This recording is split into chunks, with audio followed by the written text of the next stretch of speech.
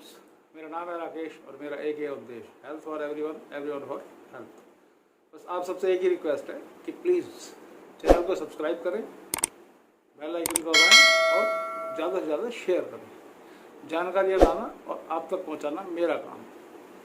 इसी कड़ी में आज हम बात करेंगे पैरालिसिस के बारे में। पैरालिसिस जिसे लकवा भी बोलते हैं। तो आइए शुरू करते हैं कि लकवा क्या है, क्यों होता है, इसके कारण क्या हैं, इसमें क्या सावधानियां करनी चाहिए, इन सब विषयों पर आज बात करते हैं। लकवा, स्ट्रोक यानी लकवा एक ऐसी बीमारी है जिसमें मरीज का मुंह टेढ़ा हो जाता है, हाथ पैर बेजान हो जाते हैं, आवाज़ चली जाती है। ऐसा होने पर अगर समय से इलाज ना मिले तो स्थितियाँ घातक हो जाती हैं। अगर लकवे के शुरू में ही पहचान हो जाए और उसको शुरू में ट्रीटमेंट मिल जाए तो स्थितियाँ कुछ और होंगी। लकवे के लक्षण दिखाई देने के अगर 4 से 5 घंटे के बीच में मरीज को सही ट्रीटमेंट मिल जाए तो वो अपनी बाकी की लाइफ सामान्य आदमी की तरह जी सकता है। जितनी जल्दी हो सके उतनी जल्दी जो ब्लड क्लॉट, खूनी थक्के जो जमा होते हैं, उनकी दवाई अगर मिल जाए तो वो बहुत ही कारगर होती है, क्योंकि जो ब्लड क्लॉट्स हैं ये हमारे ब्रेन तक ब्लड पहुंचने में रुकावट डालते हैं, जिससे दिमाग में ऑक्सीजन और पोषण नहीं मिल पाता। लकवा सिरिया दिमाग में चोट लगने से, रीढ़ की हड्डी में चोट लगने से या मल्टीपल स्क्लेरोसिस आदि ये लकवे के मुख्य कारण हैं। इसके अलावा अन्य कारणों में से स्ट्रोक, आघात, पोलियो, दिमागी लकवा, पेरिफेरल न्यूरोपैथी, पार्किंसंस रोग, multiple sclerosis, spine bifida. Spine bifida मतलब ये एक जन्म दोष है जिसमें रीढ़ की हड्डी अनुचित तरीके से बंद हो जाती है। उपरोक्त ये वो कारण है जिनसे लकवा हो सकता है।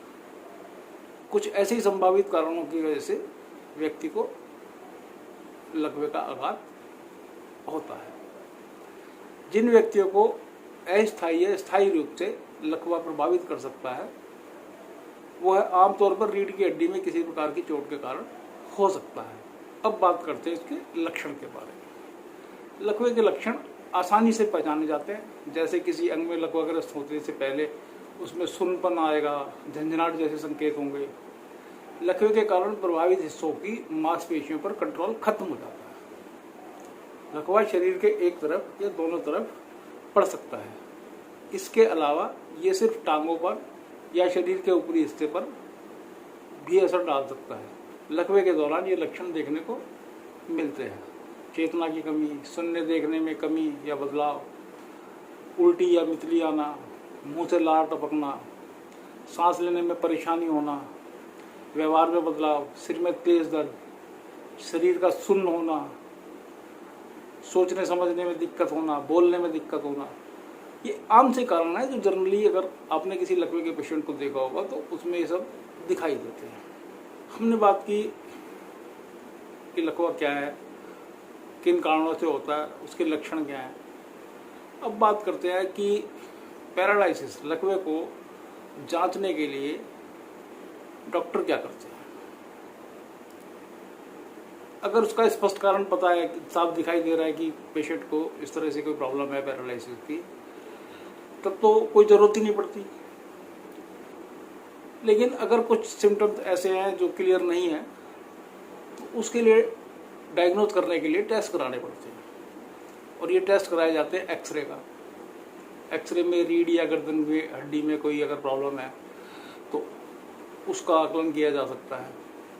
सीटी स्कैन, सीटी स्कैन में सिर या रीढ़ की हड्डी की चोट का पता लगाया जा सकता है। एमआरआई, एमआरआई से सिर या रीढ़ की हड्डी में किसी किस्म का नुकसान अगर हो चुका है तो वो पता लगाया जा सकता है। माइलोग्राफी, रीढ़ की हड्डी में नसों के जो टिश्यूज होते हैं उनको जांचने के लिए कराई जाती है। इसके अलावा इलेक्ट्रोमायोग्राफी, इसमें अक्सर वेल्स पल्सी जो हमारे चेहरे का रोगों का निदान करने के लिए काम आती है। चेहरे पे हमारे पे कितना लकवे का इफेक्ट पड़ा है, कितना नहीं पड़ा है, उसमें उसकी जांच होती है। तो ये सब वो छोटी छोटी सी जांचें हैं जो डॉक्टर कराते हैं और उससे लकवे का फिर प्रॉपर ट्रीटमेंट शुरू हो जाता है। लकवे को अलग अलग 4 कैटेगरीज में देखा जाता है। मोनोप्लीजिया, इसमें या तो सिर्फ एक बाजू या सिर्फ एक टांग पे, किसी भी एक अंग पे लकवे का असर होता है। दूसरी कैटेगरी होती है हेमीप्लोजिया, इसमें एक ही हिस्से का पैर और हाथ, बाजू और पैर दोनों पे प्रभाव पड़ जाता है, तो उसको बोलते हैं हेमीप्लोजिया। तीसरी होती है पैराप्लेजिया, इसमें शरीर के नीचे के हिस्से पे जो लकवे का असर पड़ता है उस कंडीशन को बोलते हैं पैरालीजिया। इसके अलावा चौथी कंडीशन होती है टेट्राप्लेजिया, यदि दोनों हाथ तरफ के दोनों बाजू दोनों पैर पे असर पड़े तो उसको बोलते हैं टेट्राप्लेजिया या क्वाड्रिप्लेजिया। बेल्स पैल्सी के बारे में तो मैं बता ही चुका हूँ, ये चेहरे की मांसपेशियों को प्रभावित करता है, उसके आकलन के लिए डॉक्टर टेस्ट भी कराते हैं। अब बात कर लेते हैं कि पैरालिसिस या लकवे के मरीज को क्या खाना चाहिए जो उसके लिए फायदेमंद है। नारियल पानी पीना चाहिए क्योंकि इसमें बहुत पोषक तत्व होते हैं और ये बहुत जल्दी शरीर में बीमारी के खिलाफ रिकवरी करता है। अगर नॉन वेज है तो मछली खाओ, इसमें ओमेगा 3 फैट होता है जो नसें काम करना बंद कर चुकी होती हैं, ये उनको द्वारा खोल के काम करने लायक बनाता है। चिकन खाएं, इसमें पोटाशियम होता है जिससे शरीर को पोटाशियम की जरूरत पूरी की जा सकती है। मूली खाएं, इसमें भी मरीज को ठीक करने वाले बहुत सारे पोषक तत्व होते हैं। पालक से हमें फॉलिक एसिड, आयरन, विटामिन के, ए, सी एंड B2 भरपूर मात्रा में मिलता है।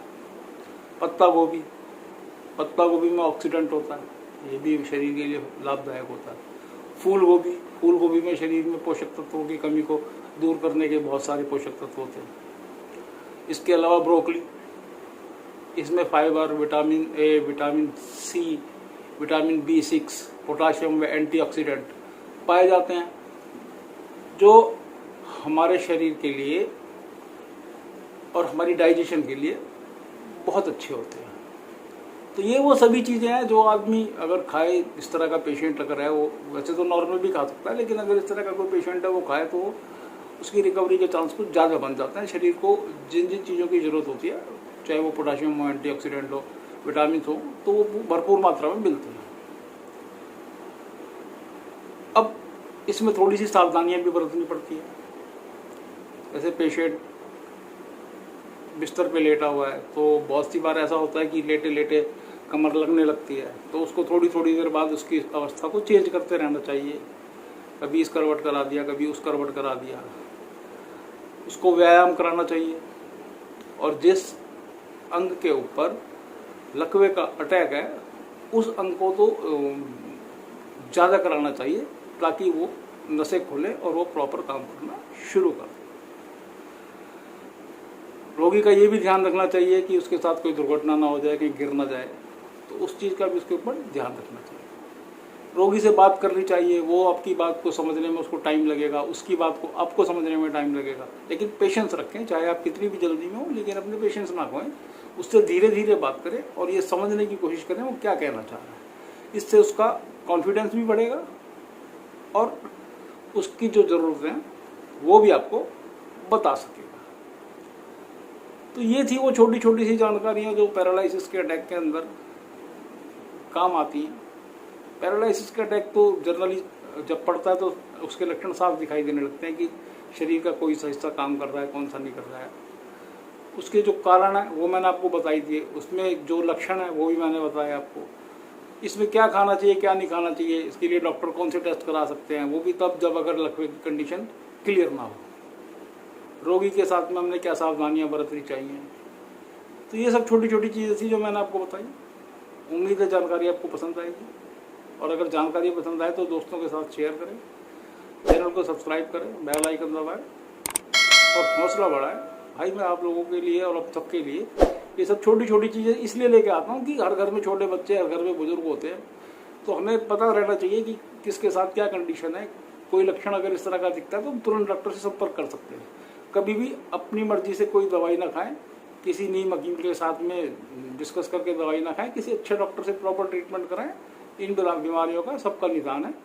अगर बाई चांस कोई ऐसी अवस्था आ जाए कि लकवा बिगड़ जाता है या वो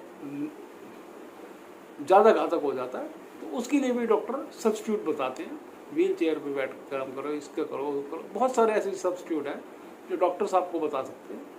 लेकिन प्लीज़ डॉक्टर से बिना सलाह के कोई काम मत करना भाई, वो नुकसानदायक होता है। चलो, ये थी जानकारियाँ जो मैंने आपको दी। कल किसी नई जानकारी के साथ फिर मिलेंगे, तब तक के लिए बाय। मिशन वही है, health for everyone, everyone for